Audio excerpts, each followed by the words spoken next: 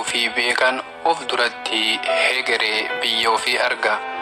Gaafi fi deebii obbo Jawaar Mohammadii fi obbo Baqqalaa Garbaa waggaa tokko dura yeroo mana hidhaa Maakalaawii daawwachuuf dhaqan waliin taasisan qorataa seenaa jireenyaa qoratee isiniif dhiyeesse sheere waliif godhaa hayyoota kana dinqisiifadha.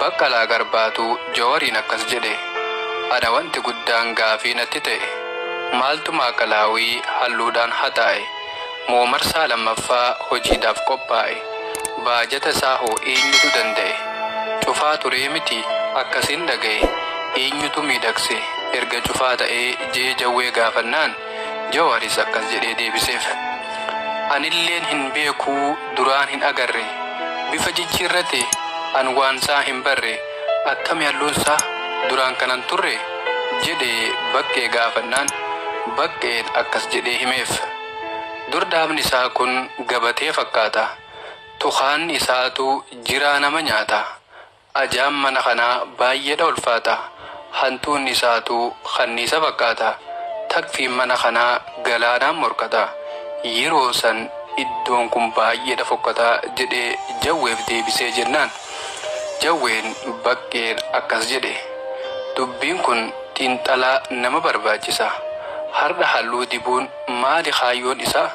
Asitti jiksanii imimmaan hiyyeessaa cufneerra jedhanii miidiyaan beeksisaa maaltu saaqe seenee halluudhaan miidhagsa?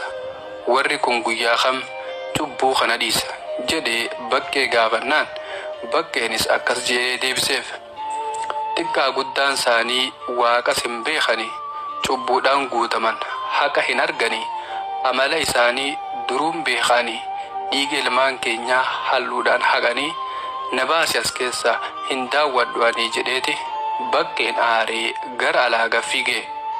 Jawween Baqqeedhaan dhaabadhume jedheeti baay'ee gaddeem. Gaddi akkas jedhe, lafa lubbuun gootaa itti balleeffame, bakka seenaan dhiigaan itti barreeffame, galma dhalli namaa itti dararame, iddoo guddaan keenya itti xiqqeeffame, mana qaamni namaa itti hir'ifame, har'a hunda caalaa natti dhagaamee jedheeti Jawween imimaan qabachuu dadhabee gattaa'ee haraqqisee boo'ee. Baqqee fi Jawween walitti maramanii akkas waliin jedhan, har'as dhugaan keenya dhoksuudhaaf yaalanii kan dhugaan barraa'e kan dhiigan barraa'e seenaa awwaalanii madaa saba kanaa maaliif hin yaalani, maaliif dhugan hin hojjenne waggaa kuma jiraatanii jechuudhaan xumuran daawwannaa isaanii imimmaan coccobsaa galan karaa mana isaanii. Egaa hayyoonni lamaan kun hegeree biyyaa fi hegeree ofii arguun guyyaa har'aa mana hidhaa Maakalaawii osoo hin ta'e manuma hidhaa wayyaanee yookaan hidhaa nafxanyaa keessatti dararamaa jiraachuutu himama. Egaa hayyoonni kun dhuguma hegeree biyya ofii fi hegeree ofiitii fi hegeree saba ofii argan. Egaa hayyoota akkanaa kana dhabuun Oromoof gadda caalu gadda yoomiyyuu keessaan baanee tahee nutti argame.